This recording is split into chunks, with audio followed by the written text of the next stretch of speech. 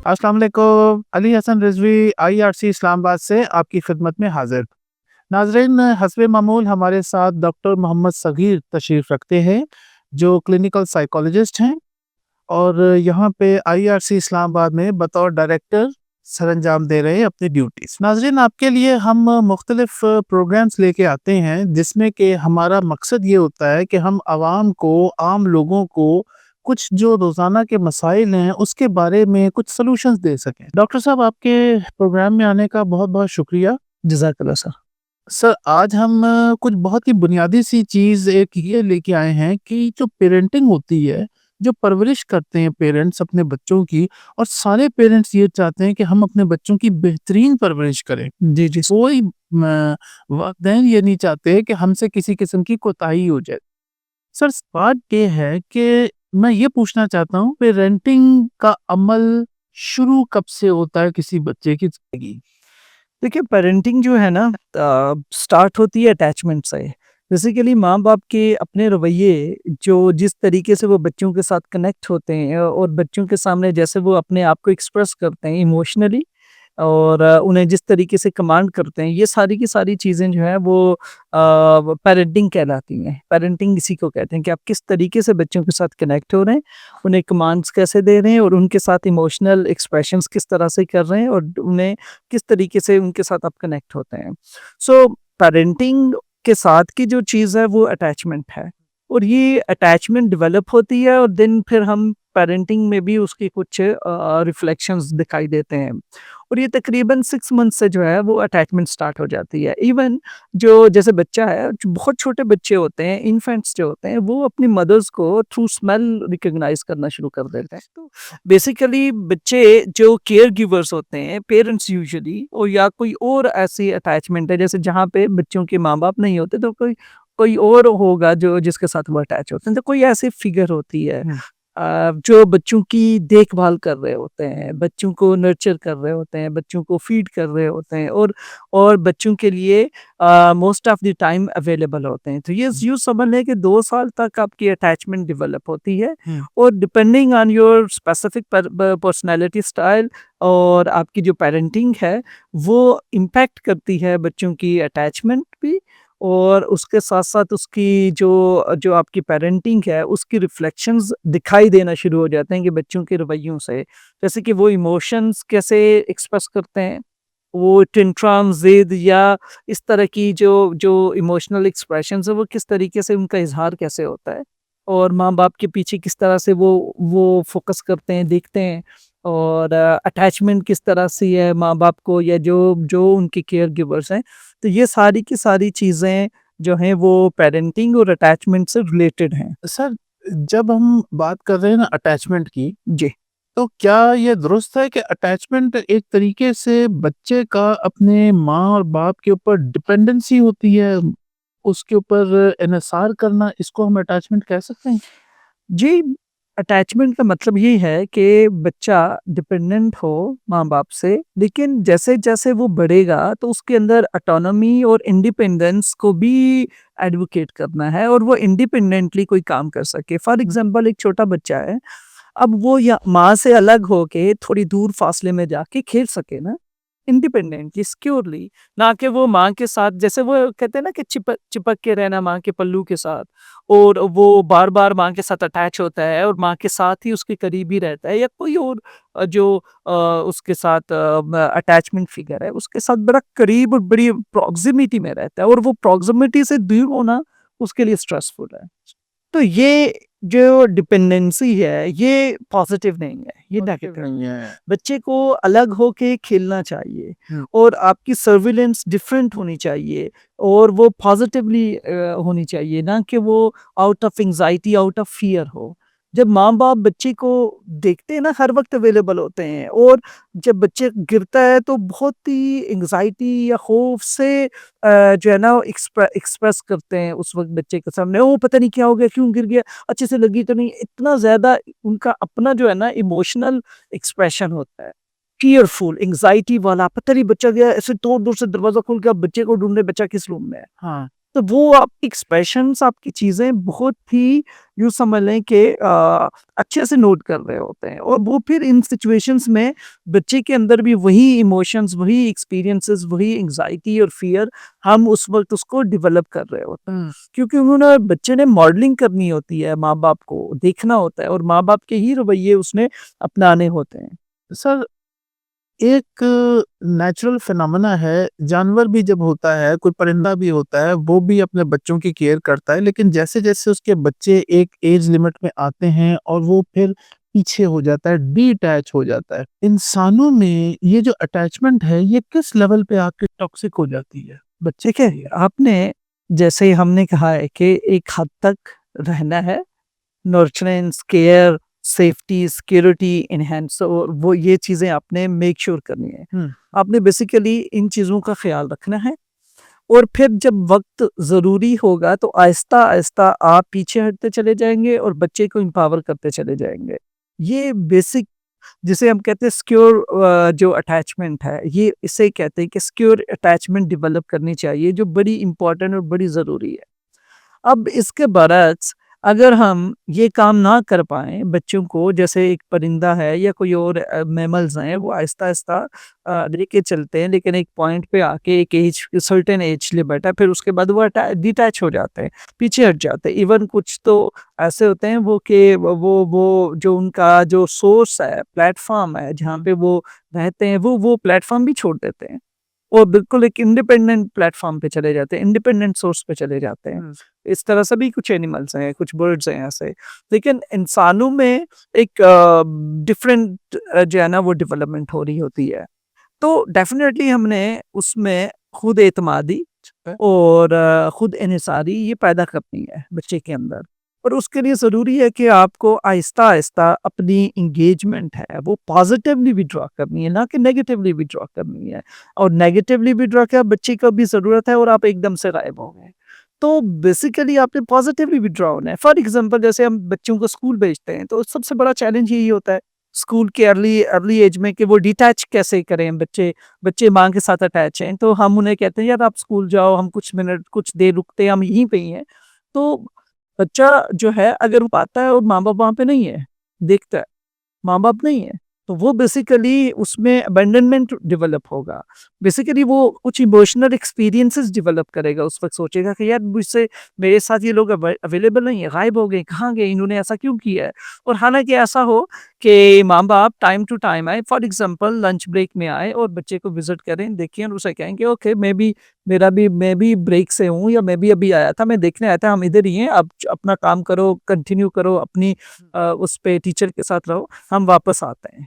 ठीक है? तो बेसिकली आप उसे मेक श्योर करते हैं कि हम यहाँ पे हैं, आपके लिए अवेलेबल हैं, जब आपको ज़रूरत होगी हम मौजूद होंगे, लेकिन स्टिल हम यहाँ से जा भी रहे हैं। ठीक है। सो जो हाँ, डेवलपमेंट होनी है अटैचमेंट की, और ये जो डिटैचमेंट हमने प्रैक्टिस करवाना है बच्चे को, उसको ये लगे कि डिटैचमेंट जो है वो सिर्फ़ जो है इस हद तक है कि वो अभी फिज़िकली प्रेज़ेंट नहीं है, ठीक। बल्कि साइकोलॉजिकली और इन टर्म ऑफ नीड, और जब ज़रूरत होगी माँ-बाप आपको केयर के लिए, आपकी सिक्योरिटी के लिए और आपकी सेफ्टी के लिए हमेशा अवेलेबल है। ठीक।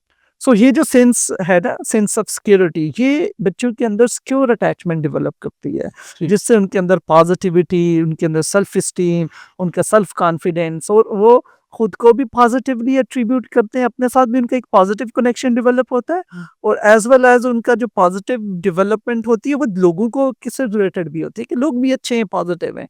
अदरवाइज आपने देखोगे बेशुमार लोग कहते हैं यार वो रिलेशनशिप ट्रस्ट नहीं कर रहे होते, हाँ।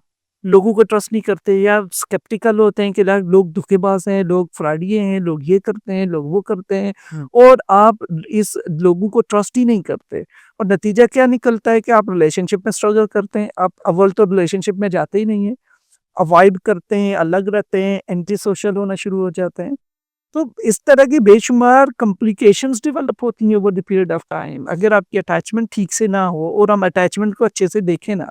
डॉक्टर साहब, ये जो पेरेंटिंग में हम 2 अल्फ़ाज़ सुन रहे हैं, अटैचमेंट और डिटैचमेंट, इसमें मैं ये जानना चाहूँगा कि कोडिपेंडेंसी क्या चीज़ होती है? मुझे ये प्लीज़ एक्सप्लेन करके बताएँ। देखिए, कोडिपेंडेंसी का मतलब यही है कि आपकी इमोशंस, आपकी फीलिंग्स वो एक-दूसरे के साथ इस तरह से अटैच हैं कि जब जब अटैचमेंट फिगर अवेलेबल नहीं है, जिसके साथ अटैचमेंट है वो भी वल्नरेबल फ़ील कर रहा है, वो भी एंग्ज़ायटी और डिप्रेशन का शिकार है और दूसरा शख्स जो अटैच है वो भी सेम फीलिंग्स में है। ठीक है। इसे कोडिपेंडेंट बिहेवियर कहते हैं कि आपके रवैये आप बेसिकली माँ जैसे इस तरह के रिलेशनशिप में हो सकती है।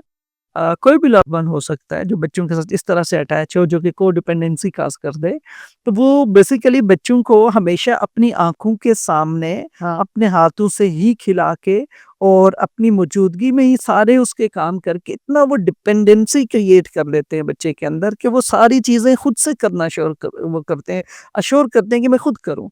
और इसके साथ-साथ आप हर वक़्त 24/7 अपनी अवेलेबिलिटी इंश्योर करते हो, जो कि बच्चों में बहुत ज़्यादा डिपेंडेंसी काज़ करते हैं। और उन्हें यूँ समझ लें कि टॉक्सिक लव है ये। टॉक्सिक लव है। हाँ, जो कि आप फिर और आप डिटैच नहीं हो सकते, क्यों? आप अपनी नेगेटिव फीलिंग्स, फीलिंग्स, एंग्ज़ायटी की वजह से बच्चे से दूर नहीं हो पाते हो, कि पता नहीं उसको क्या ना हो जाए, बेशुमार नेगेटिव थिंकिंग में चले जाते हैं, बेशुमार असम्पशन्स को सोच रहे होते हैं, अज़्यूम कर रहे होते हैं रियलिटी को, पता नहीं यूँ ना हो जाए, ये ना हो जाए, ऐसा ना हो जाए, वो गिर ना जाए, उसे दोस्त या कोई लोग ना उसे तंग कर रहे हों, वो नहीं सोचे कि उसे ना मार रहे हों, और ये वो सोचे होती हैं जो उसको एट पीस नहीं रहने देती। ठीक। वो सुकून में नहीं आ सकती वो अटैचमेंट फिगर। और होगा क्या? क्या भागे-भागे आओगे बच्चे के पास, उसे सिक्योर करोगे, रेस्क्यू करोगे और मेक श्योर करोगे वो आपके साथ रहे, हमेशा मौजूद रहे। जो कि एक क्या डिपेंडेंट पर्सनैलिटी काज़ कर रही है। आप ओवरली डिपेंडेंट बच्चे को बना रहे हैं। तो ये पैम्पर्ड भी होगा बच्चा और डिपेंडेंट भी होगा, और ये कभी भी जो ऑटोनॉमिक है, सेल्फ एक्सप्लोरेशन है, क्यूरियोसिटी है, इस तरह की जो लर्निंग रिलेटेड बिहेवियर्स हैं, उनमें नहीं जा सकेगा ऐसा बच्चा। उसके लिए डिफ़िकल्टी होगी इन चीज़ों को फोस्टर करने में या इन चीज़ों को फोकस करने में। डेफ़िनिटली। डॉक्टर साहब, मान लीजिए कि एक घर में एक बच्चा है, वो किसी गलत रास्ते पे चल पड़ा है। लेट्स से नशा इस्तेमाल करना शुरू कर चुका है और वालिदैन अगर कोडिपेंडेंट हैं, जैसे आपने भी मुझे बताया कि कोडिपेंडेंट वालिदैन कैसे होते हैं। अब एक टर्म है, अक्सर नाज़रीन भी हमारे जानना चाहते हैं, ये एनेबलिंग क्या चीज़ होती है? इसके बारे में कुछ बताइए। देखिए, जो लोग कोडिपेंडेंट होते हैं, वो इनेबलर भी होते हैं। ठीक है? और जैसे कि हमने कहा कि कोडिपेंडेंट हमेशा जिस बंदे से अटैच होता है उसके बारे में इतना सोच रहा होता है कि उसकी ज़िंदगी में जो सेल्फ स्टैंडिंग है वो कहीं भी नहीं है। वो अपने आप को कहीं भी प्रायोरिटाइज़ नहीं करता। उसने किसको प्रायोरिटाइज़ करना है? दूसरे इंसान को, दूसरे शख्स को। वो हस्बैंड भी हो सकता है, वो जैसे अभी हम जिस चीज़ों पे डिस्कस कर रहे हैं अटैचमेंट पे, वो बेटा भी हो सकता है, बेटी भी हो सकती है। ठीक है। इसी तरीके से जो है ये अटैचमेंट है, और इसे कोडिपेंडेंट जैसे हमने कहा, तो वो बहुत ही ज़्यादा इस लव्ड वन से अटैच होगा। ज़रूरत से ज़्यादा। ऐसा इंसान जी, ठीक है। ज़रूरत से ज़्यादा। इवन अपनी नीड्स को आप इग्नोर करते हो, अपने आराम को इग्नोर करते हो। इवन आप सो नहीं सकते क्योंकि वो इंसान अगर वहाँ पे मौजूद नहीं है। क्योंकि आप बेशुमार नेगेटिव थिंकिंग थॉट से, जैसे माएँ दरवाज़ा खोल के दरवाज़े में बैठी रहती हैं, हुँ। बेटा आएगा, वो चाहे जो है ना दर्द करते हुए या कोई ऐसे दोस्तों के साथ या कोई अपने मज़ों में वो सुबह के 5 बजे आए, तो माँ खाना बना के खाने को देखते हुए, दरवाज़े को देखते हुए इंतज़ार में रहती, सो नहीं सकती। सो ये एक्सट्रीम लेवल पे जो को-डिपेंडेंट बिहेवियर है। इसी तरीके से यही लोग इनेबलर होते हैं। अच्छा। इनेबलिंग हम जो है ये नेगेटिव चीज़ है, ये पॉजिटिव चीज़ नहीं है। जैसे कोडिपेंडेंसी नेगेटिव है, इसी तरह से इनेबलिंग भी नेगेटिव है। फॉर एग्ज़ाम्पल आप ऐसे रवैयों को जो कि बच्चे के लिए हार्मफुल हैं, नुकसान के बायस हैं, जो लेटर ऑन प्रॉब्लम क्रिएट कर सकते हैं। फॉर एग्ज़ाम्पल जैसे ये बच्चा हमने एग्ज़ाम्पल ली कि रात को सुबह वापस आता है घर, 10-11 बजे जी उठता है, ब्रेकफ़ास्ट करता है रात के, और जी निकल जाता है, और फिर जो सुबह आता है और सुबह आके तो फिर खाना-शाना खा के फिर सो जाता है। ये अब उसका पैटर्न है। तो अब ये जो इतना टाइम घर से बाहर रहता है और इसको कोई ना कोई इनेबल कर रहा है, जो उसको मेक श्योर करता है यार दिन में कोई शोर ना करे, क्योंकि एक्टिविटी स्टार्ट है तो बच्चा डिस्टर्ब ना हो, ये सुबह सवेरे आके सोता है, ये दिन में सारा सोता है। तो आप मेक श्योर करते हैं कि उसको डिस्टर्ब ना किया जाए और उसको वो प्रॉपर टाइम दिया जाए ताकि वो सो के आराम से जब उठे तो उसके लिए ब्रेकफ़ास्ट भी रेडी होगा, उसकी नीड्स भी पूरी होंगी। ये इनेबलिंग है जो उसको डिसफंक्शनल बना रही है। ठीक। और जिन चीज़ों में वो इन्वॉल्व है और लेट नाइट जैसे वो उसने अपना साइकिल स्लीप डिस्टर्ब किया हुआ है, तो इसी तरह से ऐसे लोगों के साथ अब डेफ़िनेटली जो लेट नाइट लोग जागते हैं, वो लेट नाइट जाग के तो कोई जो है वो कोई पॉज़िटिविटी तो नहीं कर रहे होंगे। ठीक है। ज़्यादातर चांसेस हैं, मैक्सिमम चांसेस हैं कि वो कुछ नेगेटिव ऐसी इन्वॉल्वमेंट में फॉर एग्ज़ाम्पल स्नूकर क्लब में जाके बैठ जाते होंगे या फिर कोई और इस तरह की गैदरिंग होगी जिसमें वो बैठते हैं और इस तरह की कोई एक्टिविटी हो सकती है, ड्रग रिलेटेड एक्टिविटी हो सकती है। ठीक है। तो अब ये वो सारी चीज़ें हैं, वो माँ या वो वालिद या वो बंदा जो अपने लव्ड वन को इस तरह से इनेबल कर रहा है और उसको अकाउंटेबल नहीं ठहरा रहा है इस नेगेटिव बिहेवियर पे, तो बेसिकली वो उसको इनेबल कर रहा है। हुँ। और इनेबलिंग इसलिए कर रहा है कि बेशुमार मोहब्बत है और कोडिपेंडेंट इसलिए है कि उसमें भी बेशुमार मोहब्बत है। तो बेसिकली कोडिपेंडेंट जो रवैये अपनाता है, उन रवैयों को हम इनेबलिंग कहते हैं। जो कोडिपेंडेंट होगा, वो जो रवैये अपना के जिन रवैयों से अपने उस लव्ड वन को फैसिलिटेट कर रहे हैं, उन रवैयों का नाम हम जो है ना इनेबलिंग कहते हैं। डॉक्टर साहब, कभी ऐसा हुआ है आपकी इस प्रोफ़ेशनल लाइफ़ में कि कोई मरीज़ आपके पास दाखिल हुआ जो ड्रग्स करता है और आपको बाद में ये पता लगा कि उसका वालिद या उसकी वालिदा खुद उसको ड्रग ला के देते हैं कि ये तुम कर लो, हमारे सामने कर लो, बाहर ना जाओ? ये तो इनेबलिंग की जो है एक टाइप है जिसे हम डेस्परेट इनेबलिंग कहते हैं। डेस्परेट हाँ, इनेबलिंग। जब अब ये ज़्यादातर हॉस्पिटल्स में बहुत कम होता है। हॉस्पिटल में यूँ समझ लें कि मे बी सिगरेट के लिए फैसिलिटेट कर देते हैं ड्यूरिंग ट्रीटमेंट, मैंने 1-2 दफ़ा देखा है। या फिर नस्वार के लिए फैसिलिटेट कर देंगे कि बच्चे को नस्वार और सिगरेट दे दें ताकि कंफर्टेबल होंगे। इवन कॉल पे कहते हैं जी आप सिगरेट और नस्वार दे दिया करें। वो तो प्रॉब्लम नहीं है ना, वो तो ये जो है ना चेन स्मोकर है या ये चीज़ें नहीं छोड़ सकते, इसके लिए बहुत मुश्किल होगा। तो इनिशियली देते रहें, ये कुछ ऐसी वो ज़रूर ऐसी बात होती है। एक तो ये। दूसरा ये कि ये ज़्यादातर जो डेस्परेट इनेबलिंग होती है, ये घर पे चल रही घर होती है। पे।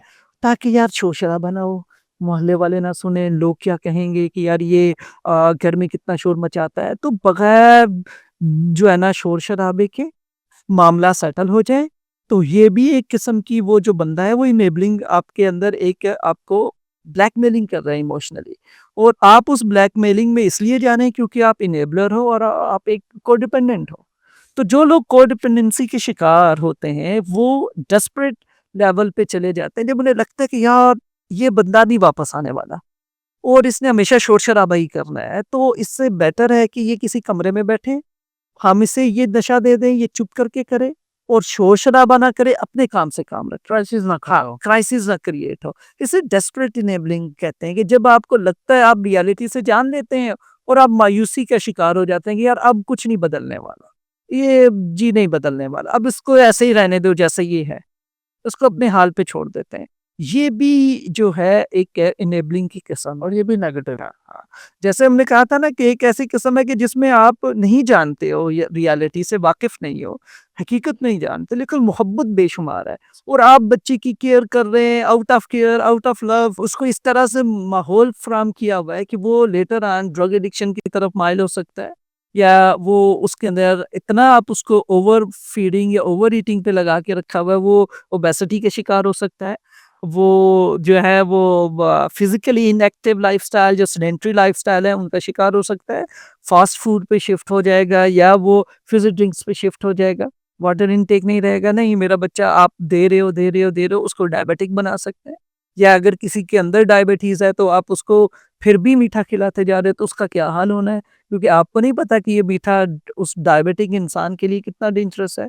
सो एक लेवल पे आप आगे रियलिटी नहीं जानते, लेकिन बेशुमार मोहब्बत से आप उस बंदे को फैसिलिटेट करते हो, उसको इनेबल कर रहे होते हो, उसके वो रवैये, नेगेटिविटी जिससे उसकी ज़िंदगी में नुकसान पैदा होगा। वो नुकसान किसी किस्म का भी हो सकता है, साइकोलॉजिकल हो सकता है, फिज़िकली हो सकता है और वो उसकी ज़िंदगी में डिसफंक्शनिंग या फिर एकेडमिक लेवल पे उसकी जो है ऑक्यूपेशनल लेवल पे भी पैदा हो सकती है कि वो ये काम-काज नहीं कर पाएगा, स्कूल छोड़ देगा या जॉब से जाना बंद कर देगा, इस तरह की चीज़ें पैदा हो सकती हैं। और दूसरी जानिब जो इनेबलिंग है वो इस तरह से है कि आप रियलिटी जान चुके हो, इतना अब आप मायूस हैं अच्छा, अच्छा, अच्छा। और आप होपफुल नहीं हैं। ठीक है। यू ना। और आप फिर भी प्यार, उसमें भी मोहब्बत है और आउट ऑफ लव आप वो चीज़ वो बिहेवियर डिसकंटिन्यू भी नहीं करना चाहते। तो आप उसे देते रहते हैं कि बस ठीक है, शोर-शराबा ना हो, मोहल्ले में ना पता चले, लोगों को ना पता चले, बस तुम चुपके से करते रहो और खुद ही लाके देते रहेंगे ये चीज़ें। बेसिकली हाँ, टॉक्सिक लव हाँ, हुआ। ये भी टॉक्सिक लव है। ठीक है।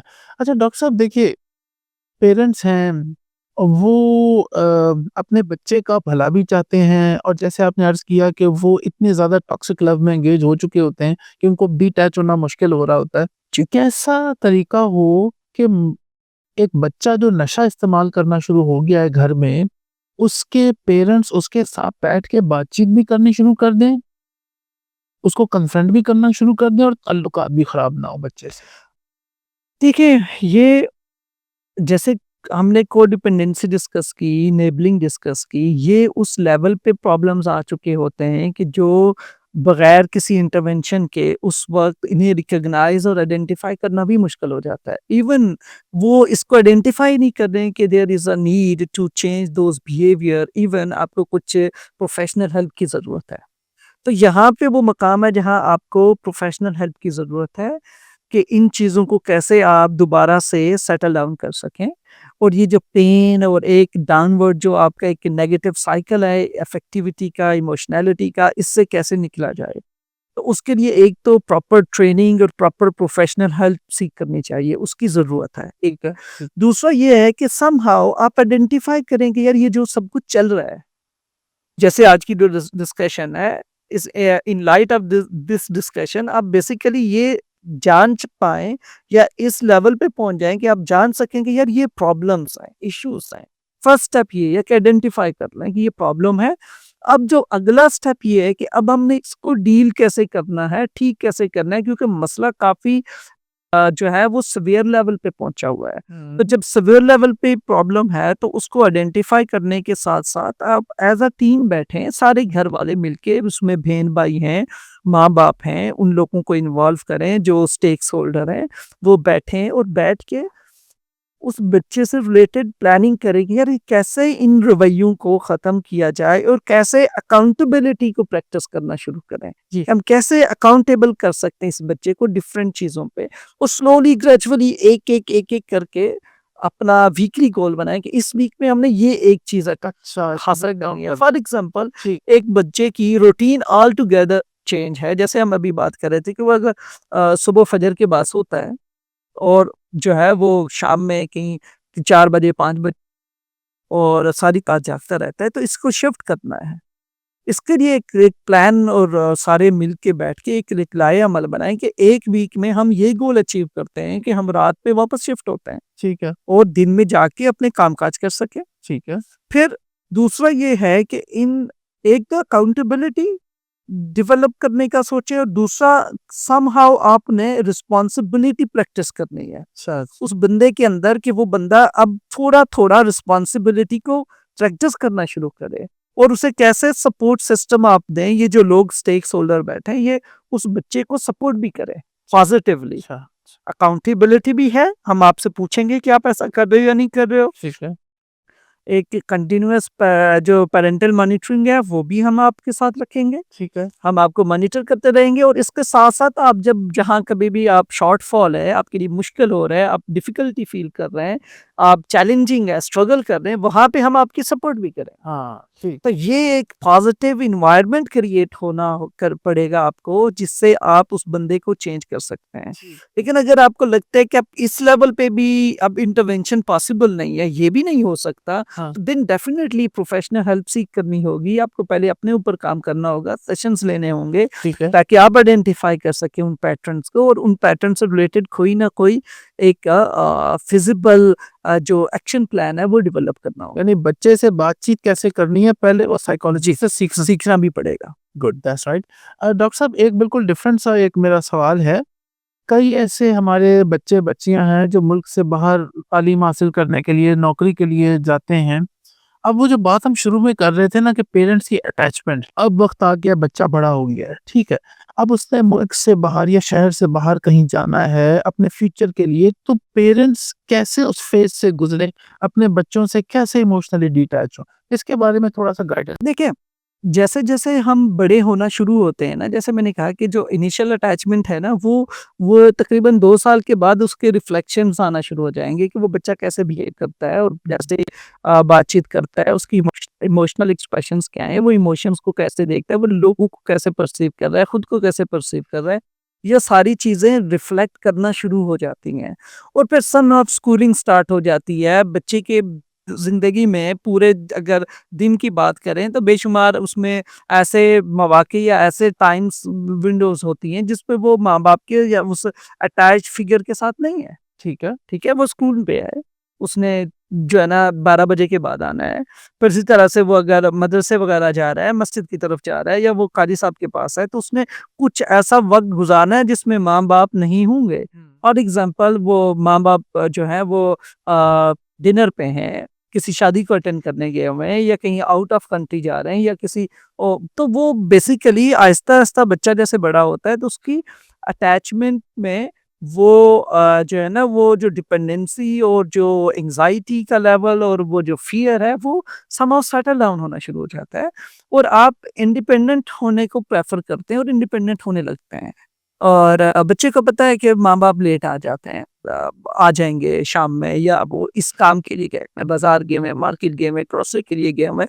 दो हैं, ये अब मैं बात कर रहा हूँ साल का बच्चा हो रहा है, आहिस्ता-आहिस्ता आगे जा रहा है। तो उसको बेसिकली पता है कि माँ-बाप अवेलेबल हैं, लेकिन अभी इस टाइम ज़ोन में नहीं है। इस वक़्त वो फिज़िकली प्रेज़ेंट नहीं है, लेकिन but they are present somewhere किसी और जगह पे। फॉर एग्ज़ाम्पल वो किसी और कंट्री में भी है। तो बेसिकली ये सेंस है ना, sense of departing from family ये डेवलप हो चुका होता है। हाँ, लेकिन जब हम कहते हैं कि सिक्योर जो अटैचमेंट है तो एक लेवल पे जो ये चीज़ें बड़ी पॉजिटिवली बच्चे के अंदर डेवलप कर देते हैं, बेहतरी आ जाती है। वो बड़े अच्छे से जो है ना अटैचमेंट, डिटैचमेंट को लेके चल पड़ता है और कॉन्फिडेंट है अपने बारे में भी और लोगों के बारे में भी, ट्रस्ट भी करता है लोगों के साथ। उसके अंदर सोशेबिलिटी अच्छी है, बातचीत कर लेता है, दोस्त बना सकता है और अपने इमोशंस को पॉजिटिवली भी डील कर रहा है। ये तो एक पॉजिटिव सिनेरियो है। लेकिन समहाउ इनसिक्योर पर्सनैलिटी के भी चांसेस हैं या इनसिक्योर अटैचमेंट भी डेवलप हो सकती है, जिसमें वो ओवरली एंग्ज़ियस और प्रीऑक्युपाइड हो सकता है। अब वो अटैचमेंट फिगर मौजूद नहीं है, वो अनईज़ी है, वो इनसिक्योर फ़ील करता है, वो सेफ फ़ील नहीं करता। अब जब कोई ऐसा फ़ील नहीं करेगा, ये अगर बंदा कहीं आउट ऑफ कंट्री जाता है, से नॉस्टैल्जिया भी होगा, होम सिकनेस भी होगी, ये नहीं रह सकेगा और ये कोशिश करेगा कि यार मेरे लिए बहुत ओवरबर्डनिंग हो रहा है, वो एडजस्ट नहीं हो सकेगा और वापस आ जाएगा। अच्छा, अच्छा। ठीक है? अब क्या हुआ कि उसने क्योंकि ये बंदा ओवरली जो है ना डिपेंडेंट होता है किसी बंदे पे और इनका दूसरों से रिलेटेड जो है ना पॉजिटिव अटैचमेंट होती है। लोगों को पॉजिटिव कंसिडर करते हैं लेकिन अपनी जो है ना इनके अंदर वो जो होता है डेवलपमेंट वो नेगेटिव होती है। तो पेरेंट्स का हाँ, ये नेगेटिव फील करते हैं अपने बारे में क्यों? कि आपने उसमें वो सेल्फ कॉन्फिडेंस डेवलप ही नहीं किया। क्यों? कि हमेशा उसको अपने पास बुला के रखा। संभालो ना गिर जाएगा, ये गिर जाएगा और ऐसे बिहेव करते हैं कि जैसे बच्चा कम गिरा है और आप ज़्यादा शोर मचा रहे हो और ये अटैचमेंट फिगर है। आप ऐसा कर रहे हो, आप ऐसे रिएक्ट कर रहे हो, आपकी रिएक्टिविटी बच्चा रिफ्लेक्ट कर रहा है। तो अब ये बच्चा उसने कभी भी अपने अंदर वो कॉन्फिडेंस और ऑटोनॉमी और इंडिपेंडेंस नहीं फ़ील की क्योंकि उसे हर स्टेप उसे गाइड करते रहे हैं। ठीक है, ठीक है। आप उसको एक स्टेप कैसे चलना है, खाना कैसे खाना है, उसको हर तरह से पैम्पर्ड किया हुआ है। तो अब ये बच्चे बहुत ज़्यादा फ़ियरफुल और एंग्ज़ियस हो जाते हैं। ये एक नेगेटिव स्टाइल है, एक नेगेटिव अटैचमेंट है। इसी तरीके से कुछ लोग ऐसे होते हैं जो कि ओवरली फ़ियरफुल हो जाते हैं अच्छा। और अवॉइडेंट होते हैं। इतना ज़्यादा खौफ़ पैदा हो जाता है उनके अंदर कि वो अपने बारे में भी तो नेगेटिव है ही है, वो सबके बारे में भी नेगेटिव है और most of the time sense of confusion रहता है। कन्फ्यूज़ रहते हैं, पता नहीं क्या होने वाला है, पता नहीं क्या ना हो वाला है। होने वाला एंग्ज़ायटी, डिप्रेशन इस तरह की बीमारियाँ पैदा होने के इनमें चांसेस होते हैं और ये लोग इंडिसिसिव होते हैं, वो नहीं आगे बढ़ सकते, पैसिव होते हैं, रिलेशनशिप में प्रॉब्लम करते हैं, इन्हें इन्हें स्ट्रगल करना पड़ता है, शाय होते हैं अच्छा। और नहीं कर सकते इन चीज़ों को और नीड होती है, वांट होती है कि यार मेरा भी कोई अटैचमेंट हो, मेरा भी कोई जो है रोमांटिक रिलेशनशिप हो, लेकिन ये हमेशा उसमें स्ट्रगल करते हैं।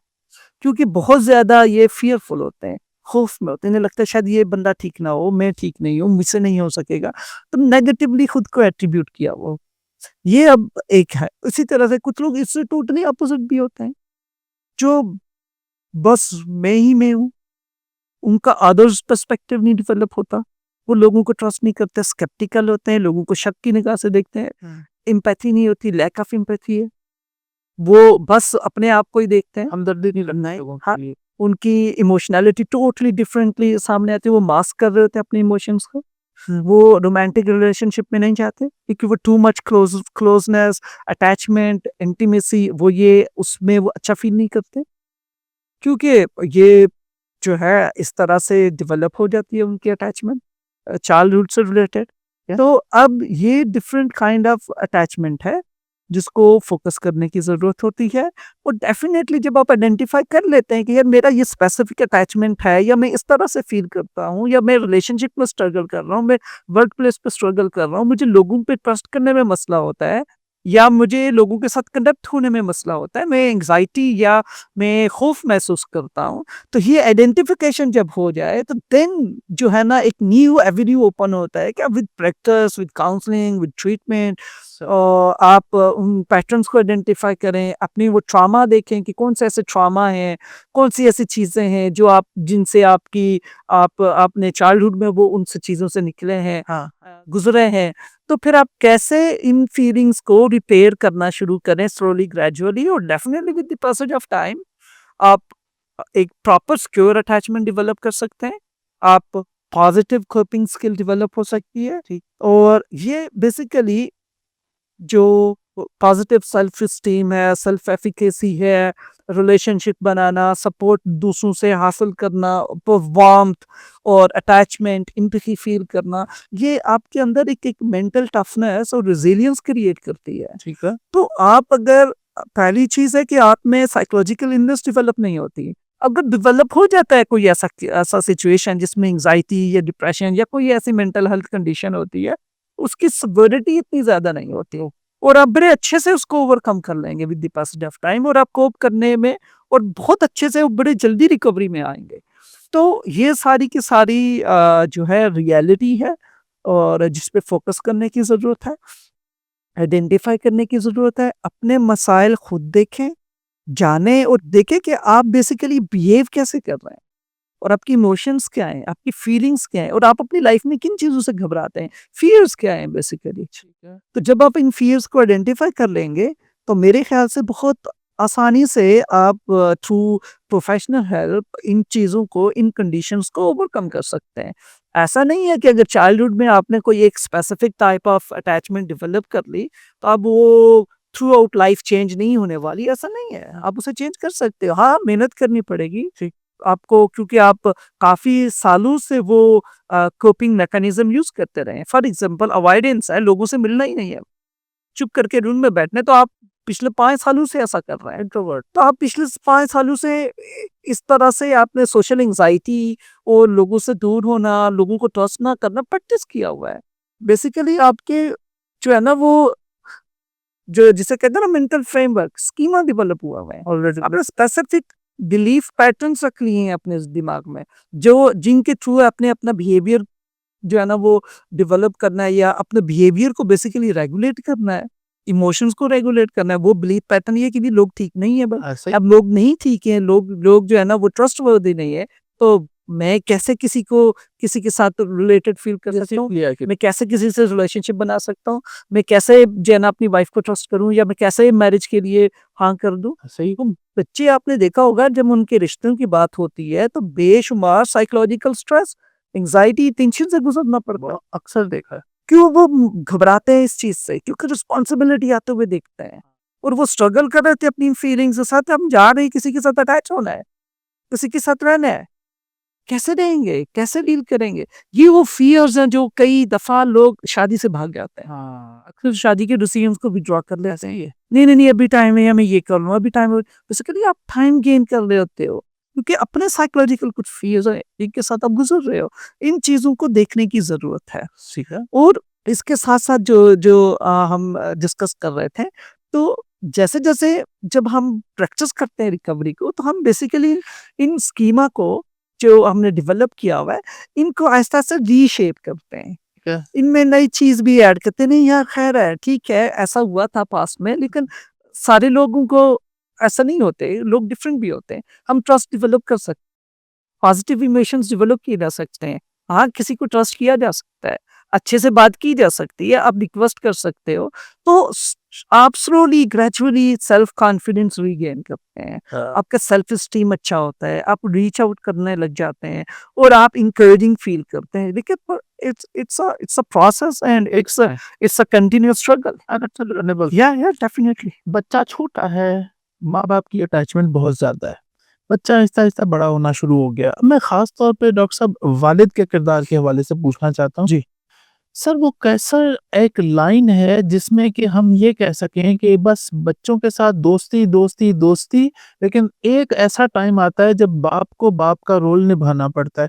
वो ज़रा थोड़ा-सा समझा दीजिए नाज़रीन। देखिए, हम कहते हैं अटैचमेंट डेवलप हो रही है, रिलेशनशिप बन रहे हैं, उसमें 2 डिफरेंट काइंड ऑफ रिलेशनशिप हैं, 2 डिफरेंट काइंड ऑफ रिलेशनशिप, एक नहीं है, 2 different kind of even roles हैं उसमें। फॉर एग्ज़ाम्पल, एक हस्बैंड होगा, दूसरी वाइफ होगी। जी। ऐसे दोनों हस्बैंड नहीं हो सकते, हाँ। दोनों वाइफ्स नहीं हो सकते। इसी तरह से पेरेंट्स और चाइल्ड का एक रिलेशन है, पेरेंट चाइल्ड। ऐसे ही है। अब उसमें पेरेंट पेरेंट नहीं हो सकता, चाइल्ड चाइल्ड नहीं हो सकता, रूल अपोजिट है। तो ये ज़हन में रखिएगा कि जब फादरहुड से अगर रिलेटेड बात होती है, तो जो वालिद है, वो हमेशा वालिद ही रहना चाहिए, वो रोल रिवर्स ना करे। अच्छा, आप दोस्त नहीं बन सकते हो। ये इम्पोर्टेंट बात। हाँ, आप दोस्त नहीं बन सकते हो, लेकिन हाँ, इतना आपने प्रोटेक्टिव, कॉन्फिडेंट और इतना अच्छा सिक्योर रिलेशनशिप डेवलप करना है कि आप हर तरह की इंफॉर्मेशन तक एक्सेस रखते हो और बच्चा आपको ट्रस्ट करता है और ये सारी हर तरह की इंफॉर्मेशन आपके साथ डिस्कस कर ले। ठीक। बट आपका रोल फादर का ही रहना चाहिए। ये ट्रिक है और यही की है। अच्छा, हम दोस्त नहीं बनेंगे उनके साथ, अच्छा, अच्छा, अच्छा।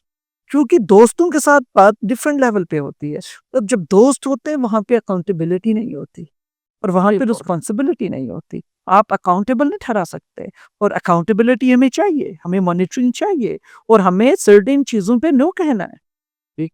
हाँ, बीइंग फादर, और हमें सर्टेन बिहेवियर्स को रेगुलेट करना है, रीइंफोर्स करना है, पॉजिटिव बिहेवियर्स को और नेगेटिव बिहेवियर्स को हमने जो है वो समहाउ उन्हें जो है वो पूरी तरह से एक अच्छी तरह से कन्फ्रंट करना है। ठीक हो। सो पॉजिटिविटी है जी, हम अवेलेबल हैं, हाँ, लेकिन नेगेटिव कोई चीज़ है तो इमीडिएटली जो है ना उसको हमने डील करना है। तो ये वो कनेक्शन है जो डेवलप होना चाहिए। प्रॉब्लम तब आती है जब रोल रिवर्स हो जाता है। अब दोनों दोस्त बोल रहे हैं क्या चीज़ है? और यही है कि मैं अपने बच्चों को अगर डील कर रहा हूँ तो मैं सोच रहा हूँ कि यार मैं अच्छा दोस्त बन जाऊँ उनका, ताकि वो मेरे साथ हर बात, हम में कोई पर्दा ही नहीं है, हम जो बात करते हैं जी करते हैं, हम एक दूसरे को जो है ना बड़े वो एक बड़े अच्छे बड़ी हैं। ये बात अच्छी। वो बेसिकली आप वो लाइन जो वो बाउंड्री है वो आप जो है ना वो ख़त्म कर रहे हैं, वो वायलेट हो जाएगी। तो जब बाउंड्री वायलेट हो जाएगी तो फिर आपका रोल जो है वो नहीं रहना, इसे रोल रिवर्स करते हैं। ये रोल रिवर्स हो गया, तो चीज़ें फिर उसी तरह से नेगेटिवली इम्पैक्ट आता है इन चीज़ों का। बहुत शुक्रिया डॉक्टर साहब आपके आज प्रोग्राम में आने का। नाज़रीन हमने बहुत ही बुनियादी से कुछ पॉइंट्स डिस्कस किए और डॉक्टर सगीर ने अपनी राय भी हमें दी, स्पेशली रिलेटेड टू बच्चों के साथ पेरेंट्स की अटैचमेंट और वक़्त के साथ-साथ डिटैचमेंट। बड़ी मुफ़ीद गुफ्तगू रही। आइंदा प्रोग्राम में फिर हाज़िर होंगे आपके साथ IRC के प्लेटफ़ॉर्म से। जब तक के लिए इजाज़त दीजिए। अल्लाह हाफ़िज़।